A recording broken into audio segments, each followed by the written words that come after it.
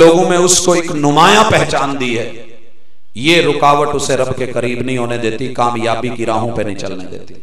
بھائیو یہ سب سے بڑی رکاوٹ اور پہلی رکاوٹ ہے کہ انسان کا معاشرے میں کوئی معین مقام بن جائے۔ میں اس کی مثال دینا چاہتا ہوں۔ علم فلکیات کا ماننا ہے، آج آپ اس کو گلیکسی سائٹس پہ چیک کر سکتے ہیں، آپ مختلف ویب سائٹ پہ جا کے اسے دیکھ سکتے ہیں، اور خصوصاً جو ہے ایسٹرونومی کی یہ علم فلکیات کی جو سائٹس ہیں اس پہ آپ جا کے اسے چیک کر سکتے ہیں کہ دنیا کے اندر رات کو آپ نے 3 ستاروں کو ایک لائن میں دیکھا ہوگا جسے ترنگڑ بولتے ہیں۔ ان کا جو درمیانی ستارہ ہے دیکھنے میں کتنا چھوٹا ہے۔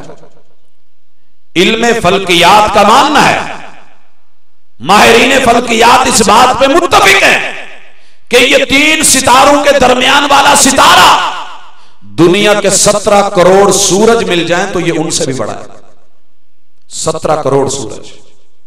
لیکن تیری میری نظر میں وہ ترنگڑ کا درمیانی ستارے کا مقام نمایاں ہے یا سورج کا؟ یہ تو 17 کروڑ مرتبہ اس ستارے سے چھوٹا ہے۔ لیکن ہمارا تعلق، ہمارا ذکر، ہمارا تذکرہ، ہماری آنکھ اس کو جو ہے فیس نہیں کر سکتی۔ کیوں؟ کہ میرے رب نے اسے 17 کروڑ مرتبہ بڑا ہونے کے باوجود بھی نمایاں مقام آسمان پہ نہیں دیا، اس کو اتنا چھوٹا ہونے کے باوجود بھی نمایاں مقام دے دیا، تو یہ رب کی عطا ہے نا، اللہ کا فیصلہ ہے۔ معاشرے میں رہ کے، زمین کے سٹیج پہ رہ کے پتہ نہیں کتنے کتنے بڑے لوگ موجود ہوتے ہیں، اللہ کسی چھوٹے کو نمایاں مقام دے دیتے ہیں، وہ اس مقام پہ آ کے اسے خوش ہونا چاہیے یا اسے بگڑ جانا چاہیے، یا اسے رب سے بغاوت پہ اترنا چاہیے؟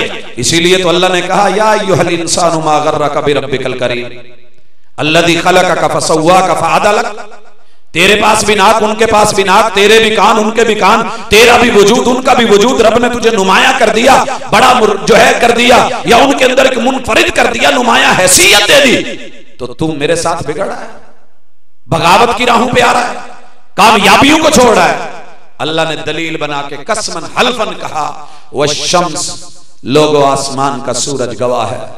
بگڑنا ہوتا، دور بھاگنا ہوتا، بغاوت کرنی ہوتی، میرا سورج بغاوت کرتا کہ میں نے ان گنت اور لا تعداد ستاروں میں اس کو چھوٹا ہونے کے باوجود نمایاں مقام دیا ہے، لیکن ایک پل کے لیے بھی پوری زندگی میں وہ میری مخالفت نہیں کرتا۔ میں نے کلن فی فلک یسبحون، جس مدار میں رکھا ہے وہ اس مدار میں رہتا ہے، جب کہتا ہوں چڑھ جا چڑھ جاتا ہے، جب کہتا ہوں غروب ہو جا غروب ہو جاتا ہے۔ وہ میرے سامنے کبھی بگڑا نہیں، کبھی اکڑا نہیں، اس کے راستے میں کبھی یہ رکاوٹ کا سبب نہیں بنا کہ اس کا مقام نمایاں ہے۔ تیرا مقام سورج سے بڑھ کے نہیں، تیری شہرت کسی ایک گلی میں، ایک گھر میں، ایک محلے میں، ایک شہر میں، ایک صوبے میں، ایک ملک میں ہوگی۔ سورج کو تو دیکھ، اسے پوری دنیا جانتی ہے، لیکن وہ اپنے اس نمایاں پن کی وجہ سے کبھی بھی مجھ سے، میرے حکم سے باغی نہیں ہوا۔ تو بھائیو یہ رب نے مثال دے کے بات سمجھائی، کاش میں قرآن کو سمجھ پاتا، میں والشمس کے رموز اور اشاروں کو جان پاتا۔ اسی طریقے سے دوسری بڑی رکاوٹ انسان کا ٹھنڈا پن ہے، ٹھنڈا پن، دھیما پن، حسن و جمال، نزاکت ناز نینو کے بنانے سے نہیں، خدا جب حسن دیتا ہے نزاکت آ ہی جاتی ہے۔ یہ دنیا کا حسن، یہ خوبصورتی، یہ جمال، یہ نزاکتیں، یہ مریل پن، یہ وہ دھیما پن، بس بس۔ کتنے لوگ ہیں جن کو آپ کہتے ہیں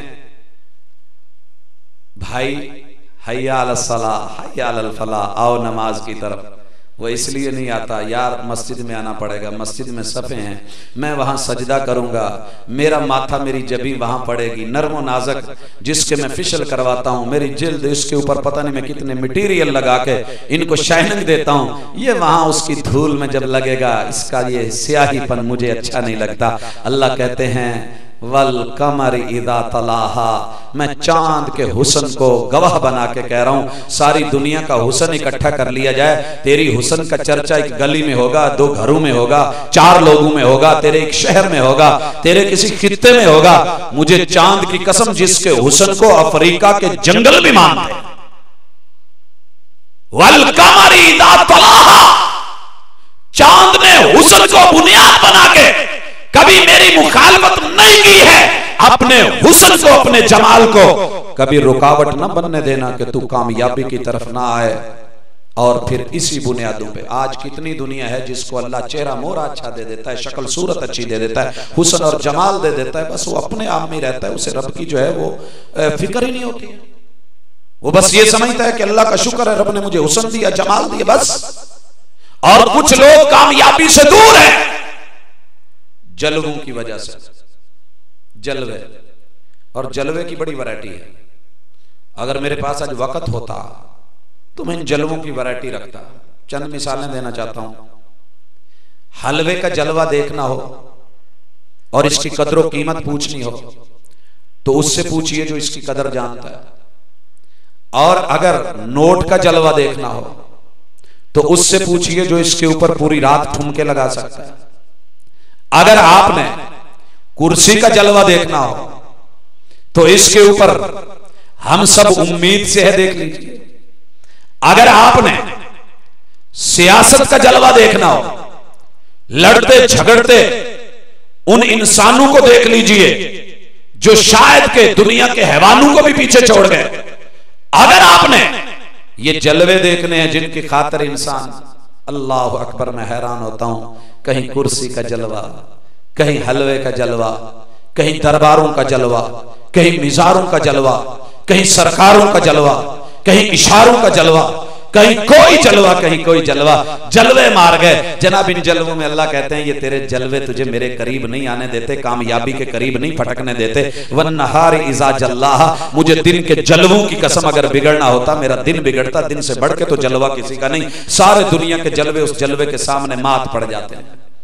ابھی صبح اندھیرے میں آپ اسی کیمرے کی لائٹ کو، اس کے جلوے کو دیکھ رہے تھے، لیکن کیسے ماند کیا دن کے جلوے نے، چل رہی ہے لیکن دبا دیا۔ دنیا کے سب جلوے ہیٹ ہیں، اللہ کہتے ہیں میں دن کے جلوے کو گواہ بنا رہا ہوں، وہ بہت بڑی دلیل ہے، وہ میرے ساتھ کبھی بگڑا نہیں۔ جتنا بڑا کر دوں بڑا ہوتا ہے، جتنا چھوٹا کر دوں چھوٹا ہو جاتا ہے۔ آپ دیکھیں تو صحیح، 22 دسمبر کو سب سے چھوٹا کر کے اس کو بڑھانے لگتا ہوں، بڑھتے بڑھتے بڑھتے 22 جون تلک یہ پورا بڑا لمٹ اس کو دے کے اسی دن سے چھوٹا کرنا شروع کرتا ہوں، بڑا کر کے چھوٹا کر دیتا ہوں۔ میں چاند کو جو ہے ہلال بنا کے بدر بناتا ہوں، بدر بنا کے زوال دے کے پھر ہلال پہ لے آتا ہوں، لیکن یہ چیزیں تو میرے سامنے کبھی اس کو بیس بنا کے دور نہیں ہوئی، کامیابی سے نہیں ہٹی، منزل کی طرف رواں دوا ہے۔ اپنے جلووں کو سنبھال بھائیو۔ چوتھی بڑی رکاوٹ نشہ، مختلف نشے، ہر انسان کو نشے لگے ہوئے ہیں، کسی کو دولت کا نشہ، کسی کو برادری کا نشہ، کسی کو قوم کا نشہ، کسی کو سرداری کا نشہ، کسی کو جو ہے اسلحے کا نشہ، کسی کو اپنی تنظیم کا نشہ، کسی کو کوئی نشہ، کسی کو کوئی نشہ۔ ان نشوں کے اندر پڑھ کے دنیا ناکام ہو رہی ہے۔ آپ کے بالکل پڑوس میں جو پچھلے دنوں حادثہ ہوا، جس کو میڈیا نے بھی ہائی لائٹ کیا، کیا تھا؟ معمولی سا تنازع؟ کیا اس کی سزا یہ تھی کہ جیتے جاگتے لوگوں کو برسر بازار، اگر کوئی بچہ ہے تو اسی، جوان ہے تو اس کو، مرد ہے تو اس کو، بوڑھا ہے تو اس کو، عورت ہے تو اس کو، گاہک ہے تو اس کو، دکاندار ہے تو اس کو سرے عام پھون دیا جائے اور جاتے ہوئے پیام دیا جائے کہ ابھی سینے کی آگ ٹھنڈی نہیں ہوئی ہے، ہم پھر آئیں گے؟